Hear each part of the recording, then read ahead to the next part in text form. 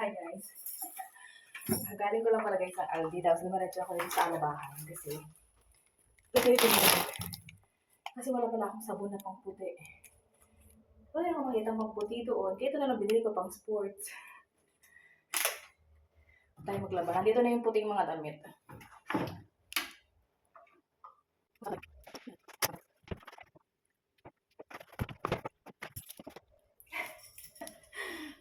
kita tayo. Salang lang natin siya. Bago akong bumising ngayon. Nakagawa ako ng marami. So, yes. Yan. So, hi guys. So, tapos na ako maglinis-linis ng konti.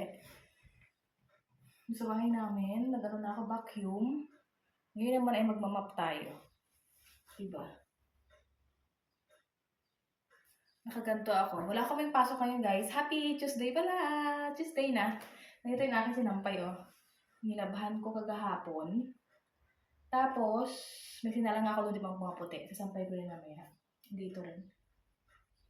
Maganda yung panahon ngayon. Kaya ako nakaganito na rin. Dahil ako ay gagala mamaya. Okay? Charot. So, yun. Maglinis-linis lang muna ang inyong lingkod. Tapos na ako mag-ano eh. Na-arrange ko na yung pinamili ko sa Aldi. Mga normal lang na binibili ko din. Ganun lang. Kailangan sa bahay. Maganda ng sikat ang araw ngayon guys. It's 29 degrees. So, yun. Maano na yung bahay namin. Malinis na yung bahay namin. Kailangan kong map. So, mag-map na ako guys. Na pala ako sa bayan. Sa bayan sa town. Dahil tutuparin ko na yung gusto ko kahapon bilhin. Ang milk tea. Aray ko, dumaan muna ako ng ATM. Kumuha ako ng cash kasi walang card itong aking binibilhan ng milk tea. Wala silang card. Cash talaga. So, walking na ako. Grabe yung init guys, pero may payo akong dala yan, no? Siyempre, tiniklop ko na. Kasi nandito na ako sa charot. Kanina. Gamit-gamit ko tapos nakatingin sila. Ginagawa mo ba? Lahat sila nagbibilad sa harap. Ako, wala. Ay, nandito sa labas ng aking ibigang milk tea. Charot.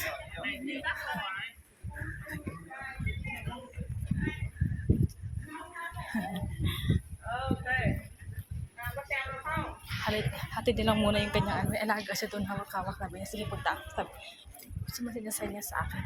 Ito yung kanyang shop. Ay. Pasok tayo guys.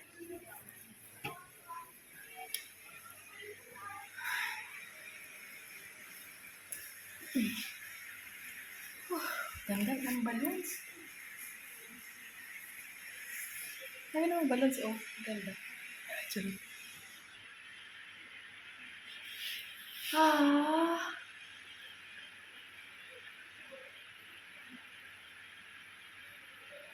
Tulong.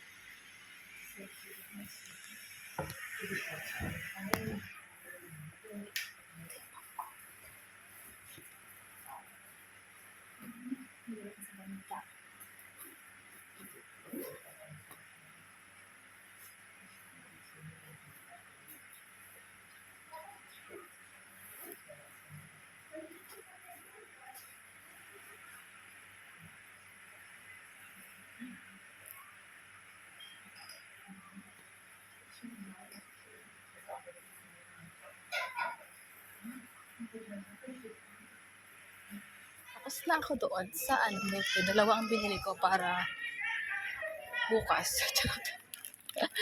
Ay, naku. Pangalan tayo mabalik-balik. Oh my God. kapag nakakakita ako ng mga something talagang ano ako eh. Ito pala. Charan! Hindi ko. Ay. Marami siyang customer ngayon kaya hindi na ako masyadong ano doon. Chika-chika boom. Sorry. Sana. Sabi niya, dalawa talaga bibili mo. Sabi niya sa akin. Sabi ko, yes. I miss it so much. And ang ganito guys kalaki is ang ganito kalaki, ito yung pinakamalaki na kanila large ay 550 euro. So convert nyo yun 11 euro itong dalawang to. Diba? Minsan lang naman, hindi lang naman. Tapos itatabi ko tong isa guys para susunod na araw. Charot. Nakaligayahan ng puso ko. Charot na na-miss ko. At very thankful ako sa asawa ko nila. Sabi, sige, bumili ka. No problem. Sabi niya. Siya pa nga yung lagi nagpo-push sa akin na bilhin ng kung ano-anong mga gusto. Kahit sinasabi ko sa kanya na wag na kasi mahal. Tapos sabi niya, sige na, bilhin, kumuha ka, ganon. So alam niyo ba, may isda ako sa bahay. Binilhan niya ako ng isda. Ang dami-dami ko pang ano doon sa bahay. Ay, so ngayon guys is sensitive. May nagkasalita guys, pero hindi ko maintindihan. Ang ganda ng panahon. Ngayon, so kita tayo sa bahay mamaya guys, or sa bahay. Kasi ang init. Sayang talaga guys yung Kojik, charot. Hindi, wala namang Kojik, wala namang binibenta mga pang dito. Charot. So see you guys later. Guys. So nasa bahay na pala ako. Kanina pa. At inilagay ko muna sa ref itong mga kasi nga, itong ating iced tea. Tawag ito. Ang ating milk tea dahil nawala na ang lamig, nawala na ang yelo niya. Charot. Tapos meron ako ditong spaghetti. May napalit.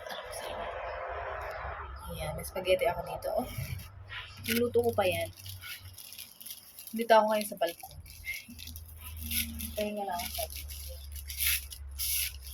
sa balkon, baby. Oh. Kain tayo ng merienda.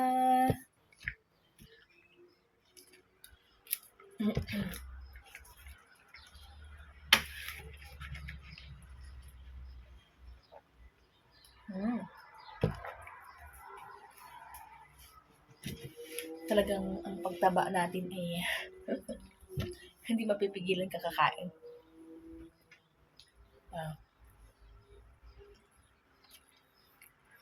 So ito yung spaghetti ko kasi niluto pa nung nakaraan, nung linggo. Ano na ngayon?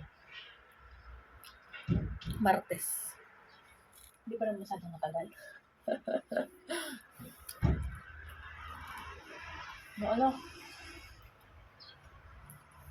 Maramdaman ko rin yung init sa balkon. Anyway.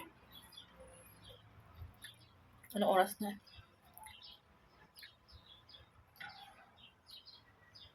Gusto ko sana maglakad-lakad sa labas, pero tinatamad ako, ewan ko bakit. Yung mga naglalaro sa labas naman.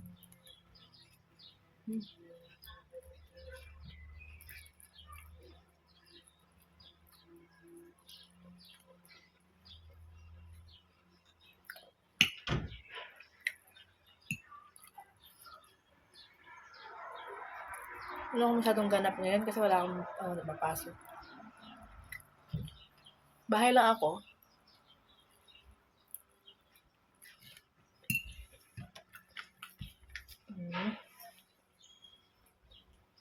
Ano pa din pagkwentuhan? Sarap. Sila lang. Kumusta ang buhay ng asawa after 1 year? Anyway, nag-anniversary kami ng asawa ko nung nakaraang buwan. Ng May. Ayan, doon kami nag 1 year. Okay naman. Okay naman kasi hindi naman nagbago yung ng asawa ko sa akin, yung treatment, ganyan, ganun pa rin.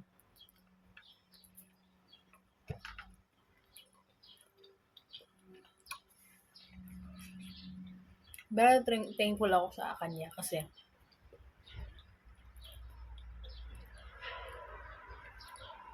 ano siya, makikita mo sa kanya yung pagiging provider niya. Ganyan, yung, alam mo yun, napaka-hardworking talaga niyang tao. Kaya siya nagtatrabaho ng maigi kasi gusto niya maibigay yung mga bagay na gusto niya ibigay sa akin. Parang ganyan. Ganun. Kasi lagi ko sinasabi sa kanya na, tapos sinasabi niya na ano na, kailangan natin yung ganon, ganyan, ganyan, ganon. So, naiintindihan ko siya. Naiintindihan ko yung, ano niya. So, yun. Thankful ako sa kanya kasi, niya, alam niya, wala namang madaling trabaho. Lahat naman trabaho ay mahirap, ganyan. Pero, alam mo yun, napakaano niya talaga. So, yun.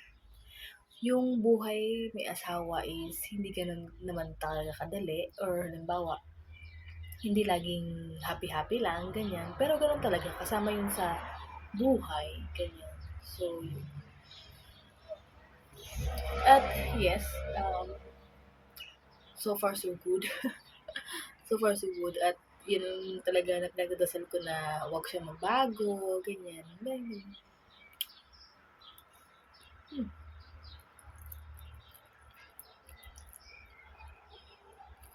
Uh, simple lang ang asawa ko. Simpleng tao lang siya. Hindi siya magarbo. Baka simple lang. Tsaka hindi siya maarte sa mga Hindi siya masyadong, alam mo yan?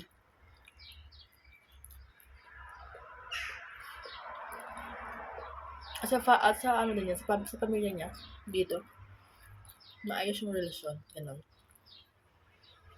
Pero thankful ako. Yung gusto na nila ako.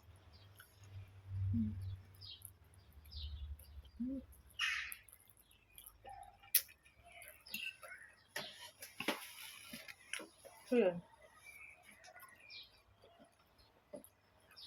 Nag-update pala sa ating mga aking halaman na itinanim na yung seeds.